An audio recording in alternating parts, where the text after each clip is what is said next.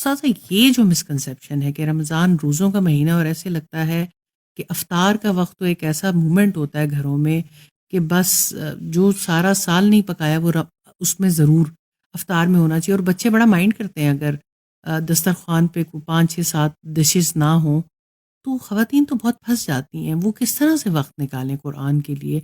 इस मिसकंसेप्शन पे बात करने की ज़रूरत है कि रमज़ान में हमारा दस्तरख़्वान कैसा होना चाहिए और हमने इसको किस तरह से सेलिब्रेट करना है? देखिए, पहली बात तो ये है कि रमज़ान के बारे में ये समझने की ज़रूरत है कि रमज़ान खाने के लिए आता है या खाने पे रोक लगाई जाती है हुँ, इस महीने में। अल्लाह सुब्हानहू व तआला की तरफ से तो ये शहर ताम नहीं बनाया गया।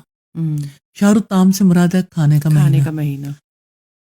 तो वो जो रोज़ों का महीना है ना, हुँ, उसको खाने का महीना बना लिया गया। आप कहती हैं कि ये रोज़ों का महीना नहीं है। हाँ, ऐसा है। कुरान का महीना है जिसमें रोज़े रखवाए गए, रखवाए गए। जिसमें रोज़े फ़र्ज़ किए गए। हुँ, तो रोज़े का